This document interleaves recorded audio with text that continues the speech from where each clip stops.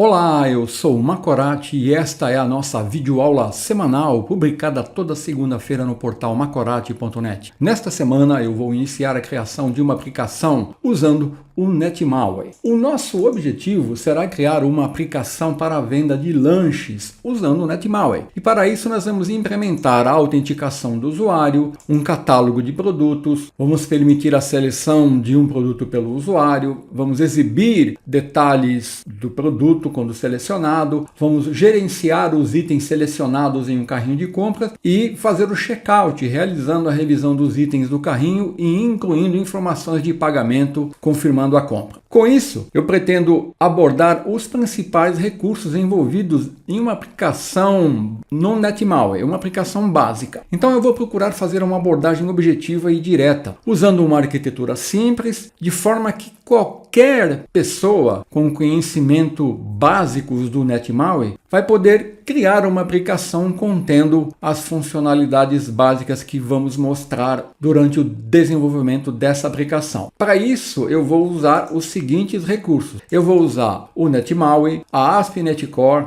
o Entity Framework Core, o SQL Server. Naturalmente, eu vou estar utilizando os recursos da plataforma .NET na versão atual, que é o NET 8, e a linguagem C#.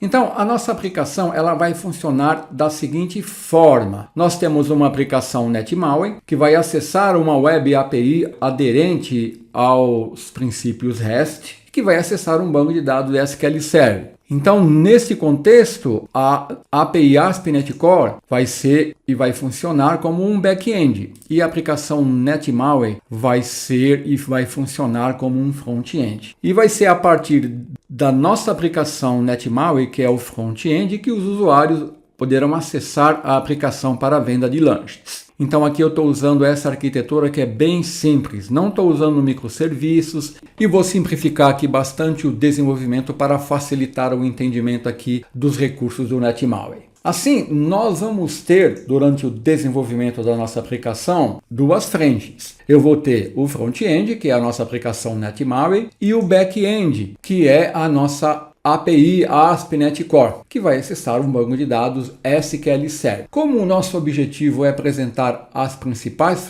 funcionalidades do NetMaui para criar uma aplicação, eu vou focar com mais detalhes e principalmente no desenvolvimento do front-end. Então, a seguir eu vou apresentar de maneira resumida a Web API que eu já criei para ser utilizada e ser consumida aqui pelo front-end, que é a nossa aplicação NetMaui. Então, para atuar como back-end, eu criei uma API usando o template ASP.NET Core Web API e o Visual Studio 2022. Essa API é uma API simples e básica, onde foi definido um modelo de entidades para expressar as funcionalidades da nossa aplicação. Para facilitar o desenvolvimento, eu simplifiquei bastante os recursos usados aqui na criação da API. Eu usei uma arquitetura bem simples, de forma a facilitar o entendimento. Então, a seguir, eu vou apresentar as entidades que foram criadas para representar e expressar as funcionalidades da nossa aplicação. Então, eu criei as seguintes entidades.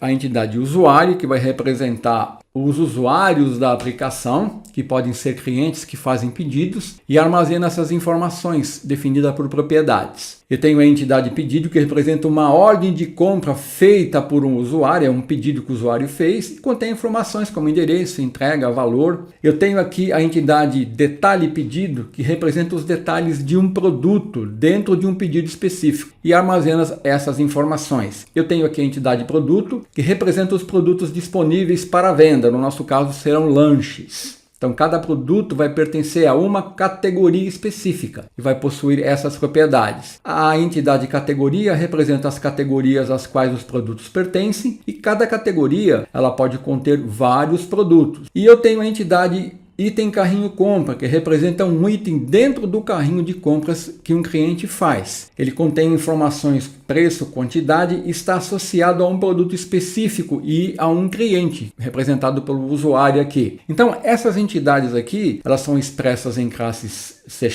contendo propriedades e propriedades de navegação, que usam as convenções do Entity Framework Core para definir as chaves primárias, as chaves estrangeiras e os relacionamentos entre as tabelas que serão criadas quando eu aplicar o Migrations do Entity Framework Core. Então, quando eu aplicar o Migrations, o modelo de dados gerado lá no banco de dados SQL Server, com base nas convenções usadas e definidas nas entidades, é esse que eu estou mostrando aqui, ó. Então observe que eu tenho as tabelas correspondente às minhas entidades, e elas estão no plural, ó, usuários, pedidos, detalhes, pedido, produtos, categorias, itens, carrinho, compra. Isso aqui foi definido no arquivo de contexto que eu vou mostrar a seguir usando o mapeamento ORM. Então aqui eu tenho os seguintes relacionamentos entre as tabelas. Eu tenho aqui um relacionamento entre usuário e pedido, que é um relacionamento de um para muitos, ó. Tenho um relacionamento entre pedido e pedido detalhe, que é um relacionamento de um para muitos também. Um relacionamento entre produto e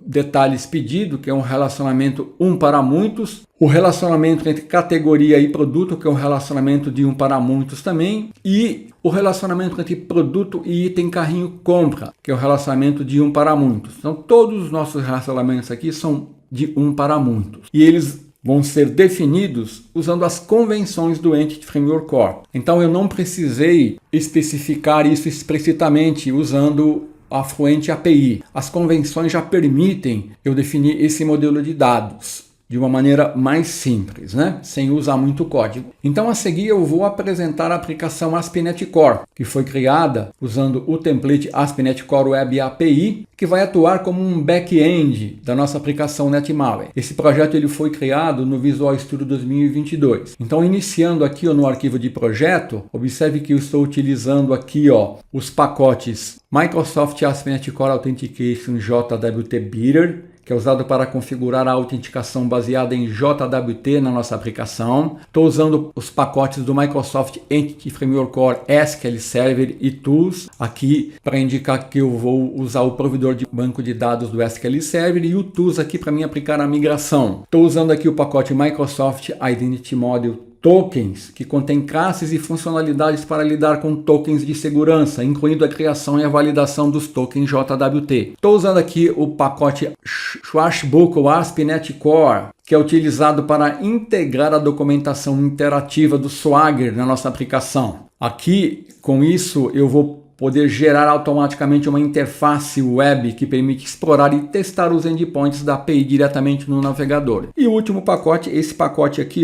System Identity Model Token JWT, que é uma parte do framework .NET que fornece suporte para as operações relacionadas a token JWT e inclui classes para criar, manipular e validar tokens. Então, tá aqui os recursos que eu vou usar nessa nossa API. Então, agora eu vou apresentar os principais componentes da API. Eu tenho aqui, as entidades que eu já apresentei, mas, por exemplo, na entidade usuário, olha, eu estou utilizando aqui, os data annotations required para indicar que essa propriedade ela é obrigatória e string length, que eu estou usando para restringir o tamanho da coluna no banco de dados quando o Entity Framework Core criar a tabela correspondente a essa entidade. Aqui também eu estou usando o atributo NotMapped. Esse atributo aqui, ele é usado para indicar para o Entity Framework Core que a propriedade, aqui no caso a propriedade imagem, ela não deve ser mapeada para uma coluna no banco de dados. Por que eu fiz isso? Isso é útil quando eu tenho uma propriedade que é de uso interno apenas, eu não quero persistir ela no banco de dados. Então tenho as propriedades aqui e os data annotations. Isso eu fiz também, olha, para categoria, né? Eu sempre estou usando o data annotations required e string length para definir, no caso, quando o tipo de dados for string, né, o tamanho da coluna no banco de dados, lá na tabela. Aqui, eu vou mostrar também um outro atributo que eu estou utilizando, na entidade produto, além das propriedades, eu estou usando o atributo JSON_ignore. O que faz esse atributo? Ele é usado para sinalizar a serialização de uma propriedade JSON durante a comunicação com o cliente. Então, quando eu uso o JSON_ignore, eu estou informando que quando a resposta JSON for retornar ao cliente, essa propriedade ela não vai ser incluída no JSON resultante. No caso aqui, detalhes pedido, itens, carrinho, compra, não serão incluídos no JSON resultante. Ou seja, elas não serão enviadas para o cliente nas respostas JSON, quando eu fizer um request envolvendo consultas com essa entidade e essas propriedades. Então isso você vai ver em algumas entidades que foram definidas. Então, as entidades foram definidas aqui. Eu deixei um arquivo TXT aqui com a explicação da documentação usada aqui, com os conceitos que eu usei aqui para definir essas entidades aqui. Então, olha, eu tenho aqui na pasta context o arquivo de contexto, que herda, né, de dbContext, que é a classe do Entity Framework Core, e aqui eu estou definindo o mapeamento ORM das minhas entidades para as tabelas. E aqui no método onModelCreating, eu estou usando aqui o método ResData e estou incluindo dados iniciais nas tabelas categorias e produtos, a partir da entidade categoria e da entidade produto. Então eu já vou ter na minha aplicação dados iniciais para categorias e para produto. Incluí aqui alguns dados, só para a gente ter dados iniciais, né? Para a gente trabalhar com alguns dados iniciais.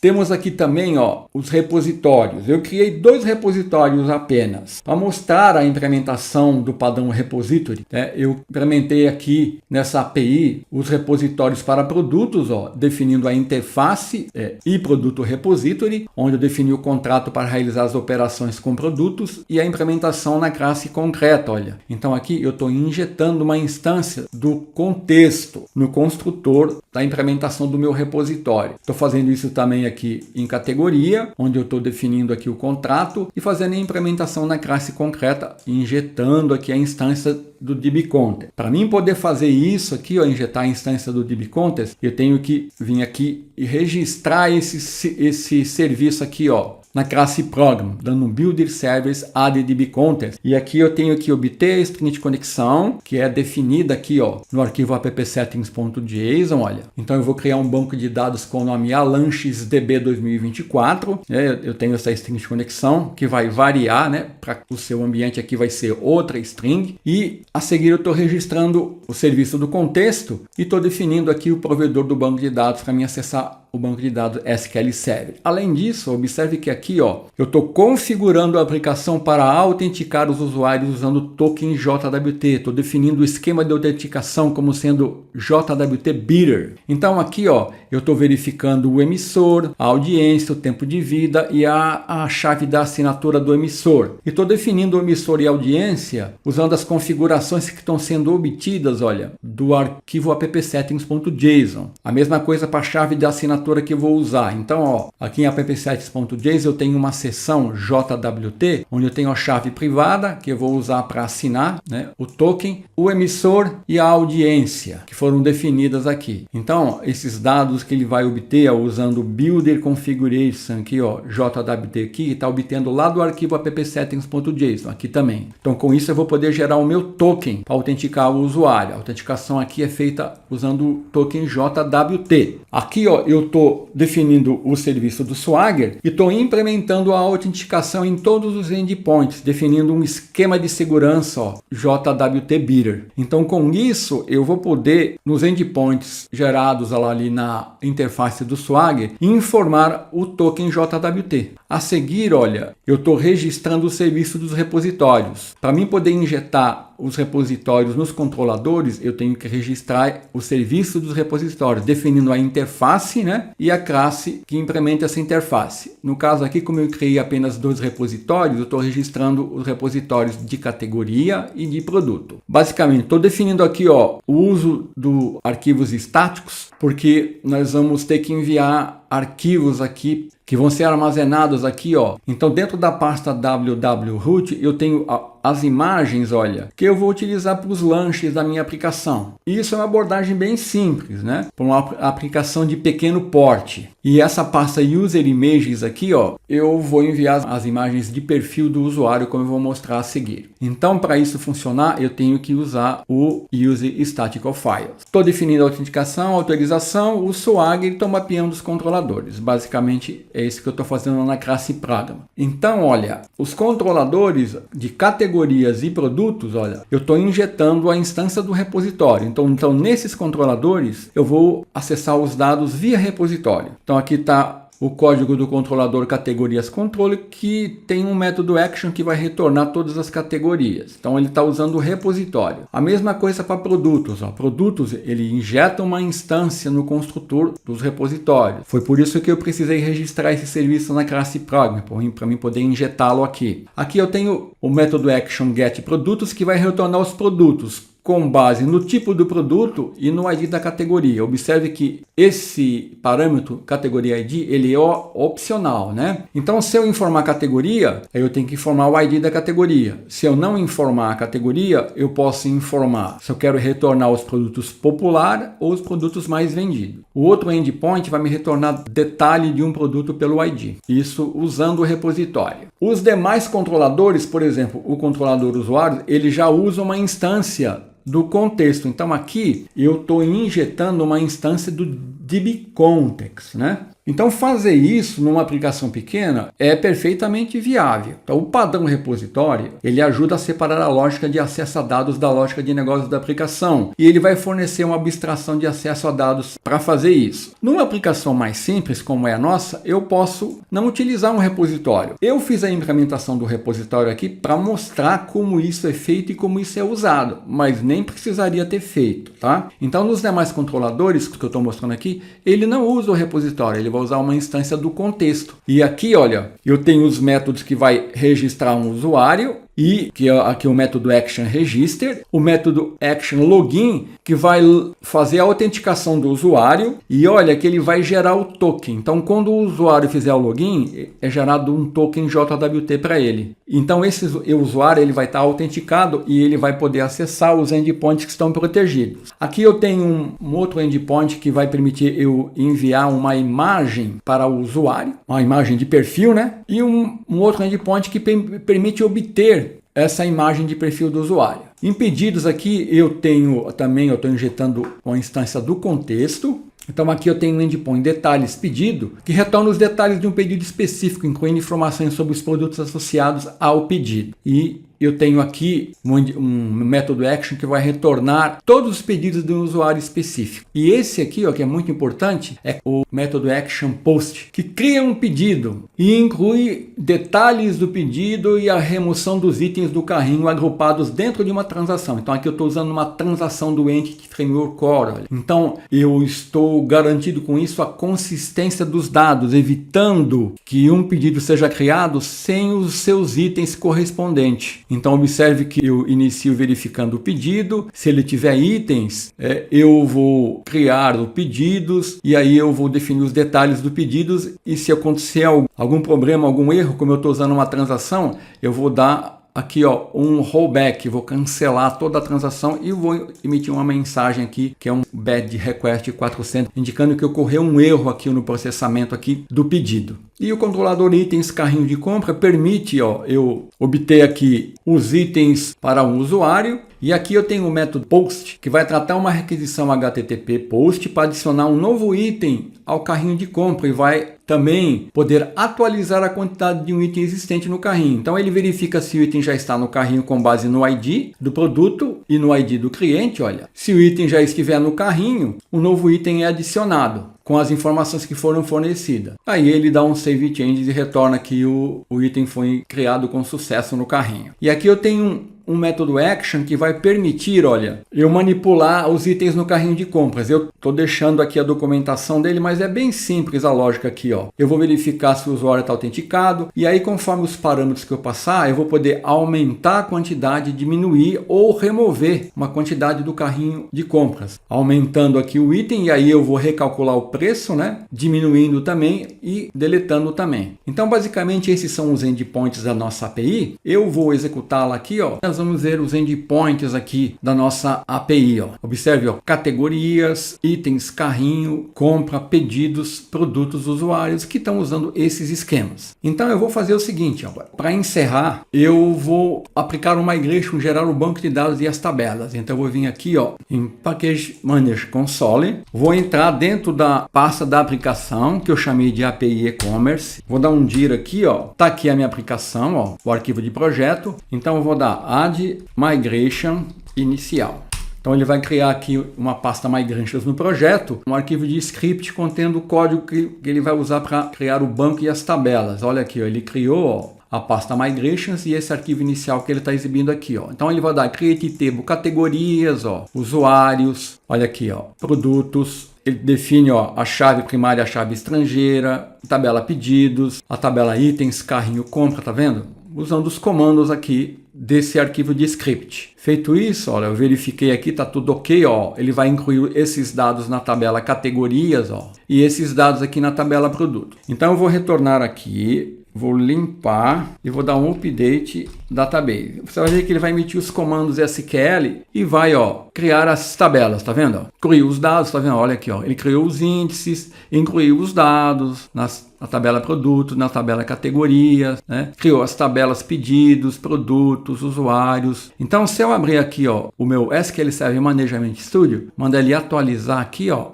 eu vou ter um banco de dados com o nome que eu defini lá no arquivo appsettings.json. Aqui, ó, AlanchesDB 2024. Olha aqui, ó. Vamos ver as tabelas categorias, ó, que ele já incluiu os dados. Vou mandar ele exibir os dados aqui, ó. Olha aqui, ó, as categorias. Vamos ver produtos. Olha aqui os produtos que ele incluiu. Então eu já tenho esses dados iniciais. Então aqui, ó, eu já mostrei a estrutura básica dessa API. Já apliquei aqui o Migration, já criei o banco de dados e os dados iniciais. Na próxima semana eu vou testar os endpoints e vou iniciar a criação da nossa aplicação NetMalware. Então até a semana que vem, se Deus quiser.